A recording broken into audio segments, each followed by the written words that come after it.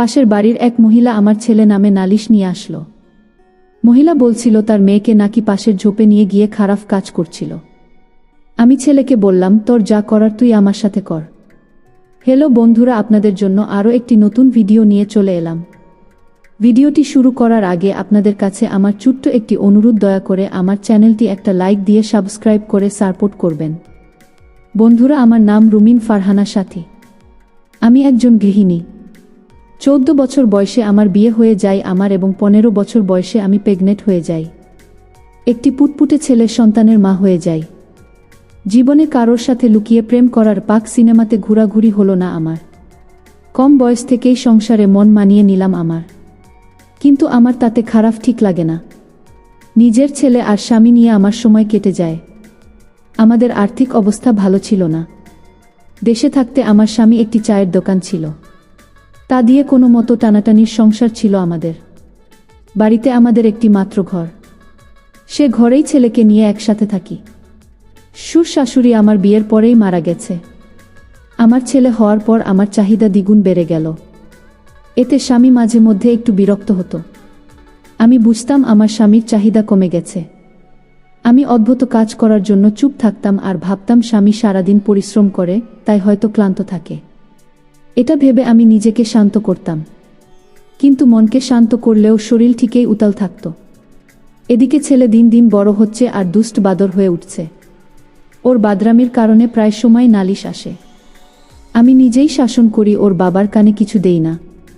এর মধ্যে আমার স্বামী ডিসিশন নিয়ে দোকান বিক্রি করে বিদেশে যাবে এবং চলেও যায়। আমি অবশ্যই নিষেধ করেছিলাম না যেতে। তার কারণ হলো, আমি একা থাকতে পারবো না। এই কথা বলাই স্বামী আমার উপর রাগ করে আর বলে, ছেলে বড় হয়ে গেছে, অথচ এখনও কিদা কমেনি, ভবিষ্যতের চিন্তা করেই আমি বিদেশে যাচ্ছি। স্বামীর এই কথায় আমি আর প্রতিবাদ করলাম না। স্বামী যখন বিদেশ যায় তার 4 মাস পর জানতে পারি দালাল আমার স্বামীকে জালে ফাঁসিয়ে দিয়েছে, আর তাই সে বিদেশে বৈধভাবে থাকতে পারবে না। আর আসলে সে যে টাকা দিয়ে গিয়েছে সে টাকাও ফিরে পাবে না। তাই তাকে পালিয়ে কাজ করতে হবে আর যতদিন সম্ভব এইভাবেই থাকতে হবে। তাই স্বামীর সিদ্ধান্তেই সে যতদিন পারবে এইভাবে থেকেই সে একবারে দেশে ফিরে আসবে। আমি তার ইচ্ছাই আমার ইচ্ছাটাকে বলে দিলাম। এখন আমার ছেলের বয়স 15 বছর, আমার বয়স 30 বছর। এই বয়সে মেয়ের সন্তানের বয়স খুব বেশি হলে 5, 6 বা 7 হয়, কিন্তু আমার ছেলের বয়স 15। তার মানে ওর প্রতি আমার দায়িত্ব অনেক বেশি। এসএসসি পাশ করে এবার সে ইন্টারমিডিয়েটে ভর্তি হয়েছে। মাধ্যমিক থেকে উচ্চ মাধ্যমিকে দিয়েছি। সে প্রতিদিন কলেজে যায়। 30 বছর বয়সে মনে হচ্ছে আমার জীবন শেষ হয়ে গিয়েছে মনে হতো। নিজেকে শসা, বেগুন এবং গাজর দিয়ে সান্ত্বনা দেই, তবুও পরকিয়া করি না। বাড়িতে কেউ যখন থাকে না তখন আমি মোবাইলে পান খুলে নিজেই কাজ করি আর উদাস হয়ে বসে থাকি। কিন্তু এক বিচরি ঘটনা আমার জীবনে ঘটে গেল। এবার সুজা সেই ঘটনায় আসি। আমার গায়ের রং হালকা হলদে এবং শ্যামলা। অনেকে আমাকে খারাপ চোখে দেখে, তা আমি বুঝতে পারি। অনেকে আমার পিছন পিছন ঘুরে। এই ভেবে নিজেকে সান্ত্বনা দেই, বর তো আমাকে লক্ষ্য করে না, তো কি হয়েছে, অন্য কেউ তো আমার দিকে নজর দেয়। কিন্তু কোনো দিন কাউকে এগোতে দেইনি। হালকা ফার্গিন এর মধ্যে সীমাবদ্ধ। যেমন ধরুন, দুধওয়ালা দুধ দিতে এলে বলে, বৌদি এত দিয়ে কি করবেন? আমিও মজা করে বলি, তোমার দাদাকে খাওয়াবো। সে বলে, দাদারও কপাল, এত সুন্দর খাওয়ানোর লোক আছে একজন। আমিও আবার আমার গাল বাঁকা করে বলি, সব সময় খেতে চাই না। তারপর দুজন হাসি দিয়ে থেমে যায়, কেউ এগোই না। বা সবজিওয়ালার কাছে গেলে ও বলে, ভালো কলা আছে, বেশ জমবে, মানে কলা খেতে ভালো লাগবে। আমিও টোন কেটে বলি, এত বড় কলা আগে কখনোও দেখিনি। সেও তখন বলে, বৌদি আরও বড় কলা আছে, কোনো দিন লাগলে বলবেন, ডাইরেক্ট গুডাউনে নিয়ে দেখাবো। আমিও বলি, না বাবা, আমার ছোট কলাই আরাম, বলে বড় কলা ভয় করে। সে বলে, একদিন নিয়ে খেয়ে দেখেন, আমাদের মধ্যে এরকম চলে। আমি নিজের সতীত্ব অন্য কাউকে দেইনি, কখনোও নিজের হাজব্যান্ড ছাড়া। তার মানে এই নয় যে আমার ছেলেদের বা অন্য লোকদের এরকম করব। যাই হোক, আমার ছেলে বড় হচ্ছে আর আমার ভাবনাতেও বড় হচ্ছিল আমার ছেলে। স্বাভাবিকভাবেই 15 বছরের ছেলে খারাপ কাজ করে আমি অনেকবার ওকে দেখেছি। একদিন ভাবলাম ওর সাথে খানিকক্ষণ হালকা আড্ডা মারি। ওকে বললাম, আজকাল তো কম্পিউটার দেখা বেড়েছে। বলল, স্কুলের কাজ বেড়েছে। আমি বললাম, স্কুলের কাজে মনে হয় শ্যাম্পু লাগছে। ওমানে বলে মুখ কুঁচকে উঠল। আমি বললাম, না, তোর প্যান্টে আর ঘরে অনেক পড়ে রয়েছে। ও চুপ থাকল। আমি ওকে ওর লজ্জান্তর দেখে হাসি থামাতে পারলাম না। আসলে আমি এমন মা হতে চাইনি যাকে বাচ্চা ভয় পায়। এমন হতে চেয়েছি যাকে বাচ্চা বন্ধু ভাবে। এই ভাবনা থেকে সঠিক রাস্তায় চালনা করতে পারিনি শুধু। আমি বললাম, ঠিক আছে বাবা, বুঝি আমি। কিন্তু তুমি বড় হচ্ছ, বুঝে সুঝে কারো আজে বাজে জিনিস বেশি দেখো না, তাতে মাথা খারাপ হবে। ও লজ্জায় লাল হয়ে গেল। আমি বললাম, তুমি যেটা করছো সেটা সব ছেলেরাই এই বয়সে করে, কিন্তু বেশি করা ভালো নয়, পরে অনেক প্রবলেম হবে। ও আবার একটু সাহস করে বলল, কিন্তু আমার এটা করতে খুব ভালো লাগছে। আমার সারাদিন করতে ইচ্ছা করে। আমার মেয়েদের দেখলে, বিশেষ করে বেশি বয়সের মেয়েদের দেখলে খুব সমস্যা হয়। আমি নিজেকে এটা করা থেকে আটকাতে পারি না।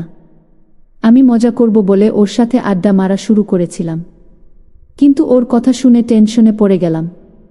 তাই ওকে দেখে বললাম, এরকম করো না। বলতে খারাপ লাগলেও ছেলের কথা ভেবে বললাম, তুমি দিনে একবার এসব করো, কিন্তু অনেক সময় ধরে ভালো করে করবে, দেখবে অনেক ভালো লাগবে। আমি কিছু বলবো না তোমায়। তুমি চুপচাপ তোমার ঘরে বসে এসব করবে। কিছুদিন পর একদিন দুপুরে পাশে বাড়ির এক মহিলা আমার ছেলের নামে নালিশ নিয়ে আসলো।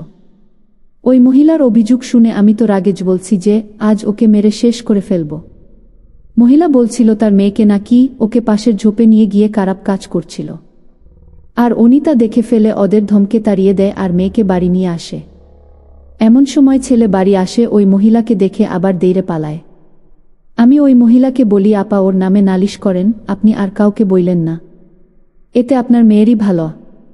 মহিলা চলে যায়।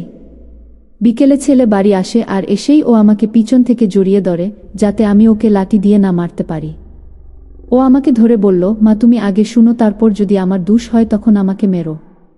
আমি ওকে বলি, তুই এত খারাপ হয়ে গিয়েছিস যে তোর নামে এসব নালিশ আসে? আমাকে ছাড়, তোরে আজকে মেরে ফেলব। ও ছাইরা বলে, ও আমার ভুল হয়েছে। আমি একটা লাঠি দিয়ে মারি ওকে আর বলি, এসব করবি? ও বলে না। আমি ওকে গালাগালি করে ঘরে চলে আসি। ও পিছন পিছন এসে ঘরে ঢুকে বলে, আমার কি দোষ? ওর ভাই তো বলল, তাই করলাম। আমি আর ওর সাথে কথা বললাম না। আমি রাতে ওকে না খাইয়ে বললাম হাত দিয়ে খেয়ে নিতে। ও হে না, কোনো জবাব দিল না। কিছুক্ষণ পর ও এসে পা জড়িয়ে ধরল আর বলল, মা, আমাকে মাফ করে দাও, আমার অন্যায় হয়েছে। তারপর একদিন সকালে আমার ছেলে কোথাও যাওয়ার জন্য প্রস্তুত হলে আমি তাকে বাধা দেই। আমি বললাম, কোথায় চললি? ও বলল, কোথাও না মা। আমি জিজ্ঞেস করলাম, আজ তোর পরিকল্প কি? কোথায় এত প্রস্তুতি নিয়ে যাচ্ছিস? তুই কি কোনো বান্ধবীর সাথে দেখা করতে যাচ্ছিস? ও বলল, না মা, আমার কোনো গার্লফ্রেন্ড নেই। আমি বললাম, তাহলে কি বুড়ো হয়ে গার্লফ্রেন্ড বানাবি? সে অবাক হয়ে আমার দিকে তাকিয়েছিল। বললাম, কি হারামি, এভাবে থাকাইয়া আছিস কেন?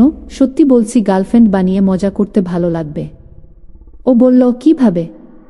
আমি বললাম, এত ভালো সাজতে হবে না। আমি পাড়ার মেয়েদের কাছ থেকে সব শুনেছি, তুই নাকি ওদেরকে খুব মজা দিস। আমি তোকে একটা চান্স দিচ্ছি, তুই যদি আমাকে খুশি করতে পারিস তাহলে তোকে আর অন্য কারোর কাছে যেতে হবে না, বাড়িতে সব সময় পাবি।